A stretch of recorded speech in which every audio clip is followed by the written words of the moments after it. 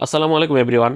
2025 সালটা 27 বছর বয়সী ওপেনার ব্যাটসম্যান সাইফ হাসানের জন্য একটা লাকি একটা বছর বলা চলে, কারণ এবছরই সে বিপিএল এর দুর্দান্ত পারফরমেন্স করে জাতীয় দলে এসেছে। জাতীয় দলে এসে এশিয়া কাপ খেলেছে, যে জায়গাতে জাতীয় দলের একাদশের জায়গা পাবে কিনা সেটা ঠিক ছিল না, সেই জায়গাতে সে এশিয়া কাপ খেলেছে এবং জাতীয় দলের টি-20 স্কোয়াডের নিয়মিত সদস্য হয়ে গেছে। এবং নতুন করে তার জন্য একটা সুখবর এসেছে, সেটা হচ্ছে এখন বাংলাদেশ জাতীয় টি-20 দলের সহ অধিনায়ক হিসেবেও দায়িত্ব পেয়েছে এই টপ অর্ডার ওপেনার ব্যাটসম্যান এবং পার্ট টাইম অফ স্পিনার।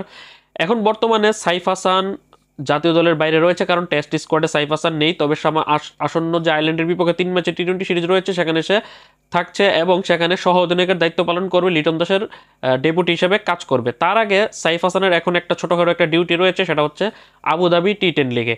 আজ 18 নভেম্বর নর্দার্ন ওয়ারিয়র্স এবং কোয়েটা কাভালরির মধ্যকার ম্যাচ দিয়ে শুরু হয়ে গেছে আবুধাবি টি10 লিগের নবমী আসর, যেখানে নর্দার্ন ওয়ারিয়র্সের হয়ে তাসকিন আহমেদ খেলেছে এবং 2 ওভারে 23 রান দিয়ে কোনো উইকেট শিকার করতে পারেনি।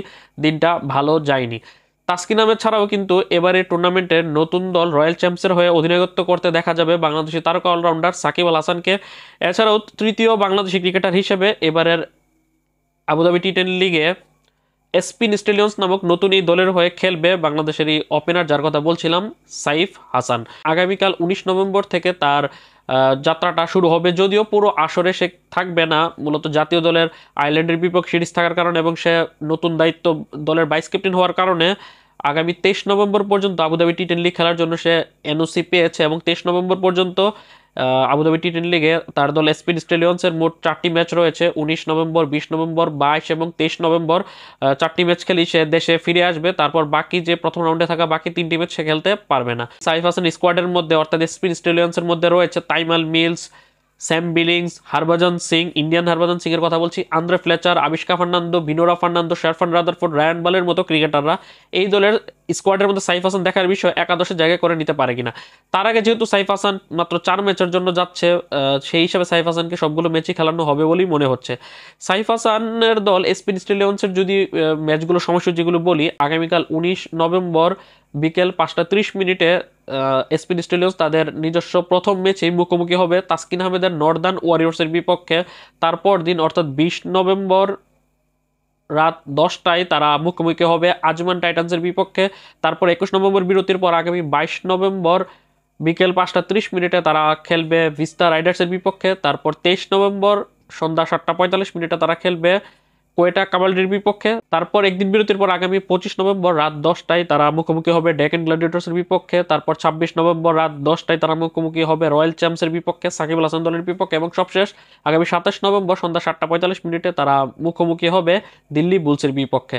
তবে সাকিব আল হাসানের দলের বিপক্ষে 26 নভেম্বর যে ম্যাচটা রয়েছে স্পিন স্টেডিয়ামস, সেই ম্যাচে সাইফ হাসানকে পাওয়া যাবে না, কারণ সাইফ হাসান 23 নভেম্বর খেলেই কিন্তু দেশে ফিরে আসবে আয়ারল্যান্ডের বিপক্ষে 3 ম্যাচের টি-20 সিরিজ খেলার জন্য, যেটা অনুষ্ঠিত হবে 27, 29 এবং আগামী 2 ডিসেম্বর।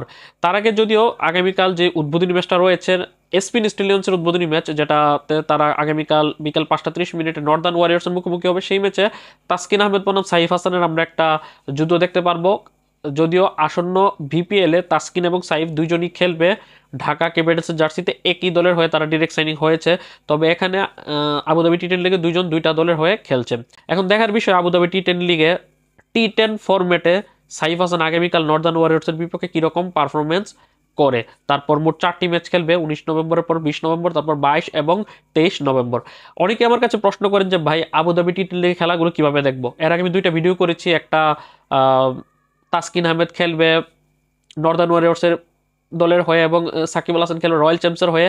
সেই 2টা ভিডিওতে আপনাদেরকে আমি এটা জানাতে পারিনি যে খেলাগুলো কোথায় দেখা যাবে, কারণ তখন পর্যন্ত অফিসিয়ালি আবুধাবি টি10 লিগের কর্তৃপক্ষ তারা ঘোষণা করেনি। তবে আজকে তারা ঘোষণা করেছে বাংলাদেশ থেকে টিভিতে খেলা দেখতে হলে আপনাদের দেখতে হবে টি স্পোর্টস, বাংলাদেশ একমাত্র স্পোর্টস চ্যানেল টি স্পোর্টস টিভিতে সম্প্রচার করবে। পাশাপাশি যারা মোবাইলে খেলা দেখতে ইচ্ছুক তাদের জন্য টি স্পোর্টস অ্যাপ এবং ট্যাপম্যাট অ্যাপ ডাউনলোড করে আপনারা খেলাগুলো সরাসরি দেখতে পারবেন। তো এই ছিল সবশেষ আপডেট সাইফ হাসানকে নিয়ে। সাইফ হাসান এসপিন স্টেলিয়ন্সের হয়ে আগামীকাল 19 নভেম্বর নর্দার্ন ওয়ারিয়র্স তাসকিন আহমেদের দলের বিপক্ষে প্রথম ম্যাচে মুখোমুখি হবে। তারপর একে একে তার ম্যাচগুলো অনুষ্ঠিত হবে আগামী 20 নভেম্বর, তারপর 22 নভেম্বর এবং আগামী 23 নভেম্বর। এছাড়া যারা যারা তাসকিন আহমেদ এবং সাকিব আল হাসানের আবুধাবি টি10 লিগের ম্যাচের সময়সূচি নিয়ে আমার ভিডিওটা দেখেননি, তাদের জন্য ডেসক্রিপশন বক্সে 2টা ভিডিও লিঙ্ক দেওয়া থাকবে, পাশাপাশি ভিডিওর ইনস্ক্রিনেও 2টা ভিডিও লিঙ্ক দেওয়া থাকবে। তো অবশ্যই ভিডিওটি দেখে নেবেন। আর এই ভিডিওটি কিরকম লাগলো সেটি অবশ্যই কমেন্ট করে জানাবেন। আল্লাহ হাফেজ।